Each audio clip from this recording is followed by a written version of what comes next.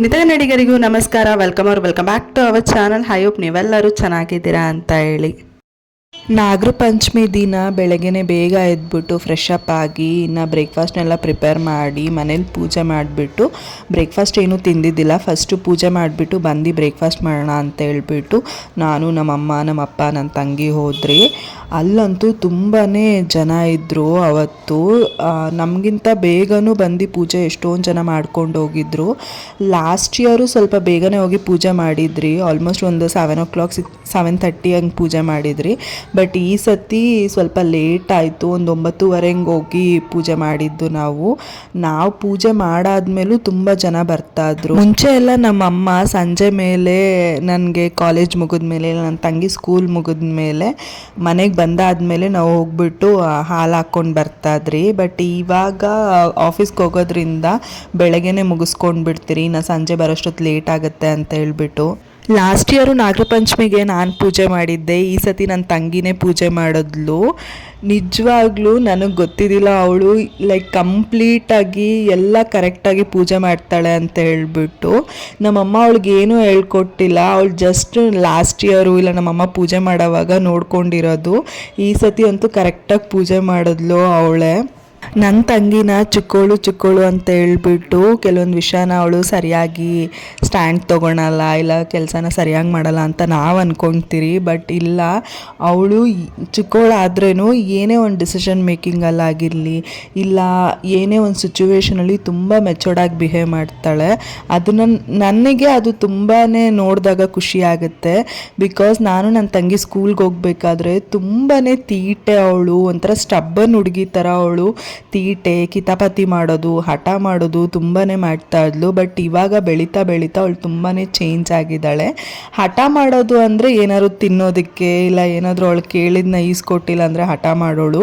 But ಇವಾಗ ಕಂಪ್ಲೀಟಾಗಿ change ಆಗಿದ್ದಾಳೆ ನನ್ನ ತಂಗಿ. ಲಾಸ್ಟ್ ಇಯರು ನಮ್ಮಪ್ಪ ಬಂದಿದ್ದಿಲ್ಲ, ಏನೋ ಕೆಲಸ ಇದೆ ಅಂತ ಹೇಳ್ಬಿಟ್ಟು ಈಚೆ ಹೋಗಿದ್ರು. ಈ ಇಯರು 4 ಜನ ಹೋಗ್ಬಿಟ್ಟು ಪೂಜೆ ಮಾಡ್ಕೊಂಡು ಬಂದ್ರಿ, ಕಂಪ್ಲೀಟ್ ಫ್ಯಾಮಿಲಿ ಆಗಿ. ತುಂಬಾ ಖುಷಿ ಆಯಿತು. ಆ್ಯಂಡ್ ಅವತ್ತಿನ ಡೇನೂ ಅಷ್ಟೇ ತುಂಬಾ ಚೆನ್ನಾಗಿತ್ತು. ನನ್ನ ತಂಗಿ ಪೂಜೆ ಮಾಡಿದ್ಲಲ್ವ, ನಮ್ಮಮ್ಮ ಏನೋ ಹೇಳ್ತಾಯಿದ್ರು, ಇದನ್ನು ಮಿಸ್ ಮಾಡಿದ್ಯಾ ನೀನು, ಅದನ್ನು ಮಿಸ್ ಮಾಡಿದ್ಯಾ ಅಂತ ಹೇಳ್ಬಿಟ್ಟು ಅವ್ರು ಹೇಳ್ತಾಯಿದ್ರು. ನಮ್ಮಮ್ಮನಿಗೆ ಎಷ್ಟೇ ಪರ್ಫೆಕ್ಟಾಗಿ ಯಾರೇ ಪೂಜೆ ಮಾಡಿದ್ರೂ ಏನಾದರೂ ಒಂದು ಮಿಸ್ ಮಾಡಿದ್ಯಾ ಅಂತಲೇ ಹೇಳ್ತಾ ಇರ್ತಾರೆ. ಅವರು ಪೂಜೆ ಮಾಡಿದಾಗ ಮಾತ್ರ ಅದು ಪರ್ಫೆಕ್ಟು ಅಂತ ಹೇಳ್ತಾರೆ. ನನ್ನ ತಂಗಿ ಅದನ್ನೇ ಹೇಳ್ತಾ ಇದ್ಲು, ನೀನು ಏನೇ ಒಂದು ಕೆಲಸ ಮಾಡು ಅಮ್ಮ, ಒಂದಲ್ಲ ಒಂದು ಕೊಂಕು ಹೇಳ್ತಾನೆ ಇರ್ತೀಯ ಅಂತ ಹೇಳ್ಬಿಟ್ಟು. ನಾನು ಸ್ಕೂಲ್ಗೆ ಹೋಗ್ಬೇಕಾದ್ರೆ ನಾಗರ ಪಂಚಮಿ ಹಬ್ಬ ಇಲ್ಲ ವರಮಹಾಲಕ್ಷ್ಮಿ ಹಬ್ಬ ಬಂದಾಗ ಕೈಗೆ ದಾರ ಕಟ್ತಾರಲ್ವ, ನಾನು ನನ್ನ ತಂಗಿ ದೊಡ್ಡ ಶಾಮಂತಿಗೆನ ಇಟ್ಕೊಳ್ತಾಯಿದ್ರಿ. ಇದರಲ್ಲೇ ನೀನು ಕಟ್ಟಮ್ಮ, ಇದರಲ್ಲೇ ಕಟ್ಟು ಅಂತ ಹೇಳ್ಬಿಟ್ಟು. ಆವಾಗ ಅದು ಕೈ ತುಂಬ ಕಾಣುತ್ತೆ ಆ್ಯಂಡ್ ಚೆನ್ನಾಗಿರುತ್ತೆ ಅಂದ್ಬಿಟ್ಟು.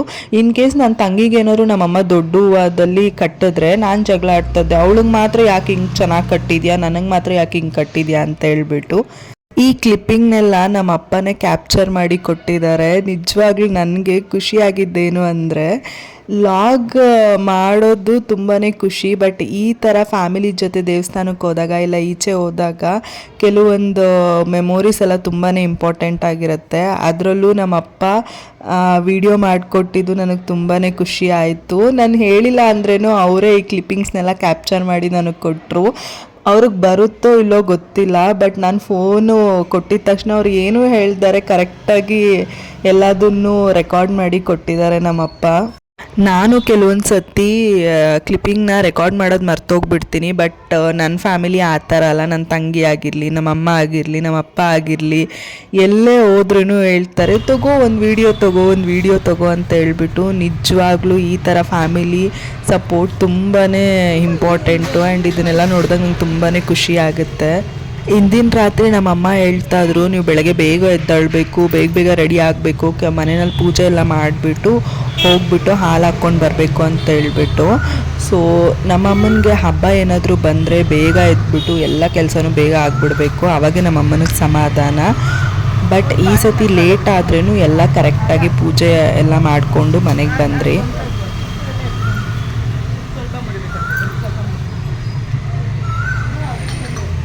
ಫೈನಲಿ ನಮ್ಮ ಮನೆಗೆ ಹೊಸ ಸೋಫಾ ಬಂತು. ತುಂಬಾ ದಿನಗಳಿಂದ ಅನ್ಕೊಂತಲ್ರಿ ಸೋಫಾ ತರಬೇಕು ಅಂತ ಹೇಳ್ಬಿಟ್ಟು. ಇನ್ನೇನು ಹಬ್ಬ ಇದೆಯಲ್ಲ ವರಮಹಾಲಕ್ಷ್ಮಿ, ಅವಾಗೇ ತರೋಣ ಅಂದ್ಬಿಟ್ಟು ಸುಮ್ಮನೆ ಆಗಿದ್ರಿ. ಸೋಫಾ ನೋಡಿದಾಗ ತುಂಬಾನೇ ಇಷ್ಟ ಆಯ್ತು. ಕಲರ್ ಅಷ್ಟೇ ನೋಡಿದ ತಕ್ಷಣ ಇಷ್ಟ ಆಯ್ತು.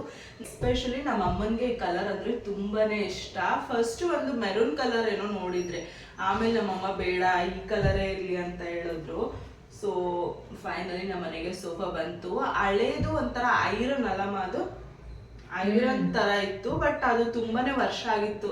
ಆಲ್ಮೋಸ್ಟ್ ಒಂದು 8 years ಮೇಲೆ ಕೆಳಗಡೆಲ್ಲ ಮುರಿದೋಗಿತ್ತು. ಅದು ತಳ ಎಲ್ಲ ಹೋಗ್ತಾ ಬರ್ತಾ ಐತೆ. ಆಲ್ಮೋಸ್ಟ್ ಸೋಫಾ ತಂದಿ 8 years ಆಗಿದೆ. ಆದ್ರೂ ಅದನ್ನ ಅಷ್ಟೇ ಚೆನ್ನಾಗಿ ಮೇಂಟೈನ್ ಮಾಡಿದ್ರಿ. ನಮ್ಮ ಮನೆಗೆ ಸೋಫಾ ಹೊಸ ತಂದಿದ್ದೀರಿ ಹಬ್ಬದಷ್ಟೊತ್ತಿಗೆ. ಅದು ನಾವ್ ಅನ್ಕೊಂಡಿರೋ ಕಲರು ಅಂಡ್ ನಮ್ಮನೆ ಪೇಂಟ್ಗೆ ಈ ರಾಯಲ್ ಬ್ಲೂ ತುಂಬಾನೇ ಸೂಟ್ ಆಗುತ್ತೆ. ಚೆನ್ನಾಗಿತ್ತು. ಸ್ಟಾರ್ಟಿಂಗ್ ಅವ್ರು ತಂದು ಡೆಲಿವರಿ ಕೊಟ್ಟಾಗ ನನಗೆ ಏನನ್ನಿಸ್ತು ಅಂದ್ರೆ ಹಾಲ್ ಪೂರ್ತಿ ತುಂಬೋಗ್ಬಿಡ್ತಲ್ಲ, ಸ್ಪೇಸೇ ಇಲ್ಲ ಅಂತ ಅನ್ಕೊಂತದ್ದೆ. ನಮ್ಮಮ್ಮ ಹೇಳ್ತಾ ಇದ್ರು, ಎಲ್ಲರೂ ರೂಮಲ್ಲಿ ಮನ್ಕೊಂತೀರೋ, ಹಾಲಲ್ಲಿ ಯಾರು ಇರ್ತಾರೆ, ಚೆನ್ನಾಗಿದೆ ಬಿಡು ಅಂತ ಹೇಳ್ಬಿಟ್ಟು. ಫಸ್ಟ್ ಮುಂಚೆ ಸೋಫಾ ಇದ್ದಿದ್ದು ಅದೊಂದು ಸ್ವಲ್ಪ ಚಿಕ್ಕದಾಗಿತ್ತು. ಸೊ ಈ ಸೋಫಾ ದೊಡ್ಡದು ನೋಡಿದ್ಮೇಲೆ ನನ್ಗೇನ್ ಅನ್ಸ್ತು ಅಂದ್ರೆ, ಮನೆ ಅಂದ್ರೆ ಹಾಲಲ್ಲೇ ನಾವು ತುಂಬಾ ಹೊತ್ತು ಟಿವಿ ನೋಡೋದಾಗಿರ್ಲಿ, ಕುತ್ಕೊಂಡು ಮಾತಾಡೋದಾಗಿರ್ಲಿ, ಇಲ್ಲ ಏನಾದ್ರೂ ಅಡುಗೆ ಮಾಡ್ಬೇಕು, ಇಲ್ಲ ತರಕಾರಿ ಹೆಚ್ಚಬೇಕು ಅಂದ್ರೆ ಹಾಲಲ್ಲೇ ನಾವು ಮಾಡ್ತಿದ್ರಿ. ಸೊ ನನ್ಗೇನಂದ್ರೆ ಸೋಫಾ ಹಾಕಿದ್ಮೇಲೆ ಸ್ವಲ್ಪ ಜಾಗ ಕಮ್ಮಿ ಆಗ್ಬಿಡ್ತು ಅಂತ ಅನ್ನಿಸ್ತು. ಆಮೇಲೆ ಒಂದು 2 days ಆದ್ಮೇಲೆ ಅದನ್ನ ನೋಡ್ತಾ ನೋಡ್ತಾ ಕಣ್ಣಿಗೂ ಅಭ್ಯಾಸ ಆಗ್ಬಿಡ್ತು, ಕರೆಕ್ಟ್ ಆಗಿದೆ ಸೋಫಾ ಅಂತ ಹೇಳ್ಬಿಟ್ಟು. ಬಟ್ ಸೋಫಾ ಅಂತೂ ತುಂಬಾನೇ ಚೆನ್ನಾಗಿದೆ. ಇದು ಕಲರು ಅಷ್ಟೇ ಅಂಡ್ ಡಿಸೈನು ಅಷ್ಟೇ ಸಿಂಪಲ್ ಆಗಿ. ಇದ್ರಲ್ಲಿ ಆಕ್ಚುಲಿ ಬೇರೆ ಬೇರೆ ತರ ತುಂಬಾನೇ ಡಿಸೈನ್ಸ್ ಇದೆ ಸೋಫಾದಲ್ಲೂ. ಎಷ್ಟು ಇವಾಗ ಪಾಶ್ ಆಗಿ ಬಂದಿದೆ ಅಂದ್ರೆ ತುಂಬಾನೇ ಚೆನ್ನಾಗಿದೆ ಎಲ್ಲ ಸೋಫಾ ಅಲ್ಲಿ ನಾವು ಹೋಗಿರೋ ಸ್ಟೋರ್ ಅಲ್ಲಿ. ಸೊ ನಾ ಫೈನಲಿ ಇದನ್ನ ಸೆಲೆಕ್ಟ್ ಮಾಡಿದ್ರಿ. ಇನ್ನು ದೇವ್ರ ಮನೆಗೂ ಅಷ್ಟೇ ಸ್ವಲ್ಪ ತೋರಣ ಎಲ್ಲ ತರಿಸಿದ್ದೀನಿ. ಇದೊಂದು ಸ್ವಲ್ಪ ಹಳೇದಾಗಿದೆ ಅಂದ್ಬಿಟ್ಟು ಬೇಡ ಅಂದ್ಬಿಟ್ಟು ಹೊಸ ತರಿಸಿದ್ದೀನಿ. ಆನ್ಲೈನಲ್ಲೇ ಬುಕ್ ಮಾಡಿ ತರಿಸಿದ್ದೀನಿ. ಇನ್ನು ಹಬ್ಬದ ದಿನ ಈ ಸೋಫಾನ ಎತ್ಬಿಟ್ಟು ಆ ಕಡೆ ಶಿಫ್ಟ್ ಮಾಡಬೇಕು ಅಲ್ಲವಾ, ಅವಾಗ ಸ್ವಲ್ಪ ಜಾಗ ಇರುತ್ತೆ. ಇದನ್ನ ಎತ್ತಿ ಆ ಕಡೆ ಟಿವಿ ಪಕ್ಕ ತಿರ್ಗಾ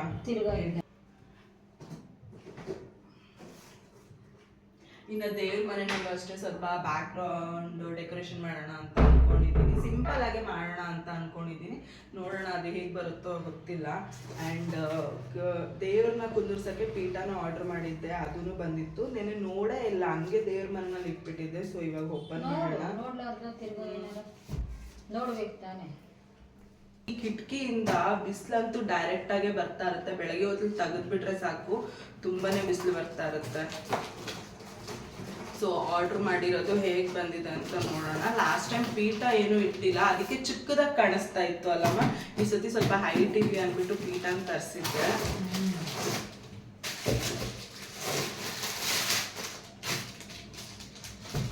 ಚೆನ್ನಾಗಿ ಬಂದಿದೆ. ಒಂದು ಲಾಸ್ಟ್ ಟೈಮು ಬುಕ್ ಮಾಡಿದ್ದೆ, ಅದು ಸ್ವಲ್ಪ ರೌಂಡ್ ಆಗಿತ್ತು ಅಲ್ಲ, ಬಾಕ್ಸ್ ಶೇಪ್ ಬಂದಿತ್ತು. ಸ್ವಲ್ಪ ಚಿಕ್ಕದಿತ್ತು. ದೇವ್ರಿಗೆ ತಟ್ಟೆ ಕೆಳಗಡೆ ತಟ್ಟೆ ಇಡ್ತಿರಲ್ವಾ, ಅದು ಸ್ವಲ್ಪ ಚಿಕ್ಕದು ಅಂಡ್ ಸ್ಪೇಸು ಕಮ್ಮಿ ಇತ್ತು. ಇದೊಂದು ಸ್ವಲ್ಪ ದೊಡ್ಡದಿದೆ, ಚೆನ್ನಾಗಿದೆ.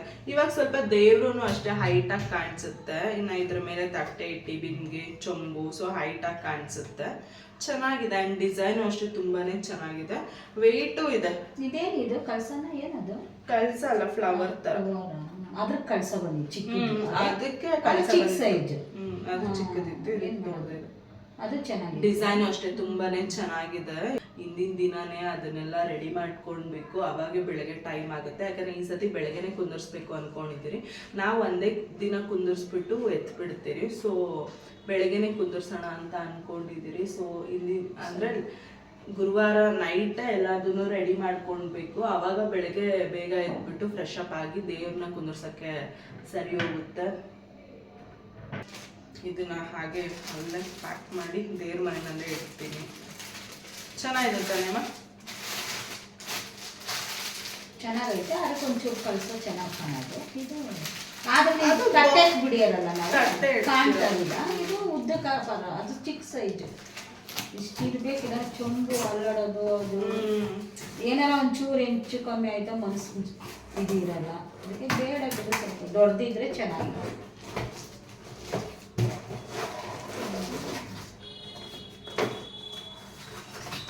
ಇದನ್ನ ದೇವ್ರ ಮನೆಯಲ್ಲೇ ಇಡ್ತೀನಿ.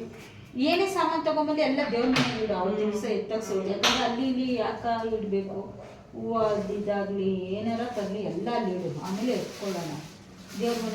ಇನ್ನು ಅಂದರೆ ಮುಖವಾಡನು ಎಲ್ಲ ಕ್ಲೀನ್ ಮಾಡಿ ಇಟ್ಟಿದ್ದೀನಿ. ಸೊ ಎಷ್ಟು 1 year ಆಯಿತು ಅಲ್ಲಿ ಪೂಜೆ ಮಾಡಿಬಿಟ್ಟು ಅವತ್ತಿನ ಹಂಗೆ ತೊಗೊಂಡೋಗಿ ಕಬೋರ್ಡಲ್ಲಿ ಇಟ್ಬಿಟ್ಟಿದ್ದು. ಸೊ ಅದನ್ನು ಅಷ್ಟೇ ತೆಗ್ದಿದ್ದೀನಿ. ಇನ್ನೇನು ನಾಳೆ ಅಲ್ಲ ನಾಡದ್ದೇ ಹಬ್ಬ, ಸೊ ಅವತ್ತಿನ ದಿನ ಆಗಲ್ಲ ಅಂದ್ಬಿಟ್ಟು ಕ್ಲೀನ್ ಮಾಡಿ ಇಟ್ಟಿದ್ದೀನಿ. ಚೊಂಬು ಅಷ್ಟೇ ಎಲ್ಲ ಕ್ಲೀನ್ ಮಾಡಿ ಇಟ್ಟಿದ್ದೀನಿ. ಈ ಸತಿ ನಾವು ಬೆಳಗ್ಗೆನೆ ಕುಂದರ್ಸ್ತಾ ಇದ್ದೀರಲ್ವಾ, ಅವಳು ನೈಟ್ ಎಲ್ಲ ಬೇಕಾದ್ರೆ ನಿದ್ದೆನೆ ಮಾಡಲ್ಲ. ಯಾವ ತರ ಡೆಕೋರೇಷನ್ ಮಾಡ್ಬೇಕು, ಅಲಂಕಾರ ಯಾವ ತರ ಮಾಡ್ಬೇಕು ಅಂತಾನೆ ಅವಳು ಸಿಂಪಲ್ ಆಗಿ ಮಾಡಿದ್ರು ಅವಳಿಗೆ ಅವಳಿಗೆ ಎಕ್ಸೈಟ್ಮೆಂಟ್ ಜಾಸ್ತಿ. ಅವಳಿಗೆ ಇಡೀ ರಾತ್ರಿ ಅವಳು ನಿದ್ದೆ ಮಾಡಲ್ಲ, ಗುರುವಾರ ಮಾತ್ರ ಎಲ್ಲಾರನ್ನೂ ಎಬ್ಬರಿಸಿ ರಾತ್ರಿನೂ ಅವಳು ನಿದ್ದೆ ಮಾಡಲ್ಲ, ಬೆಳಗ್ಗೆನೂ ಬೇಗ ಎಲ್ಲಾರನ್ನೂ ಎಬ್ಬರಿಸ್ತಾಳೆ. ಸರಿ ಇವಾಗ ಟೈಮ್ ಆಗ್ತದೆ, ಬಾ ಕರ್ಚಿಕಾಯಿ ಮಾಡೋಣ. ಹೇಳ್ಕೊಡ್ತೀನಿ ನೋಡಿ, ಮಾಡು. ನೋಡಿ ಗೈಸ್, ಎಲ್ಲ ಏನೇ ತಿಂಡಿ ಇವಾಗ ನಾನು ತಿಂಡಿ ಮಾಡಿರೋದ್ರೆಲ್ಲ ನಮ್ಮಮ್ಮ ಹೇಳ್ಕೊಡೋದಂತೆ ನಾನ್ ಮಾಡ್ಬೇಕಂತ. ಇಲ್ಲ ಇಲ್ಲ ಇಲ್ಲ, ನಾ ಮಾಡಲ್ಲ. ಏನಿದ್ರೆ ನೀವು ಮಾಡ್ರಿ, ನಾನು ಹೇಳ್ಕೊಡ್ತೀನಿ, ನೋಡ್ತೀನಿ. ಅಲ್ಲ, ಹೇಳ್ಕೊಡೋದಕ್ಕೂ ಮಾಡೋದಕ್ಕೂ ಎಷ್ಟು ಡಿಫ್ರೆನ್ಸ್ ಇದೆ. ನಮ್ಮಮ್ಮ ತಾನೇ ಮಾಡ್ಬೇಕು ಹೇಳ್ತಾನೆ, ಅಮ್ಮ ಹೋಗು ಕರ್ಚಿಕಾಯಿ ನೀನ್ ಮಾಡು, ನಾನ್ ನೋಡ್ತೀನಿ ಅಂತ. ನಮ್ಮಮ್ಮ ಇಲ್ಲ ಇಲ್ಲ ನಾನ್ ಹೇಳ್ಕೊಡ್ತೀನಿ, ನೀನ್ ಮಾಡು ಅಂತ. ಕಲ್ತ್ಕೋಬೇಕಲ್ಲ ನೀನು, ಕಲ್ತ್ಕೊಳ್ಳೋದು ಬೇಡ, ಕಲ್ತ್ಕೋ. ಎಲ್ಲ ಕಲ್ತ್ಕೊಂತ ಇದೆಯಲ್ಲ, ಇದು ಒಂದು ಕಲ್ತ್ಕೋ. ಇದೊಂದು ಡೈಲಾಗ್ ಹೊಡಿತಾರೆ, ಇದೊಂದು ಡೈಲಾಗ್ ಯಾವಾಗ್ಲೂ.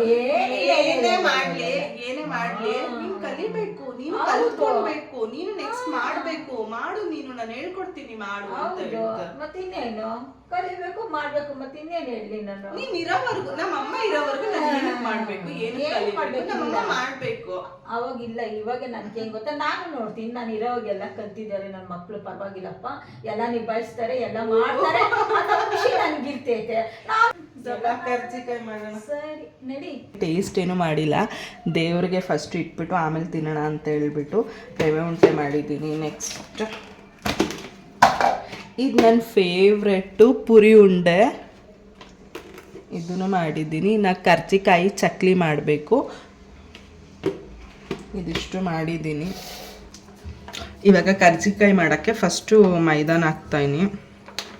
ಸಾಕ ನೋಡು, ಮೈದಾ ಸಾಕ, ಸ್ವಲ್ಪ ಸ್ಮೂತ್.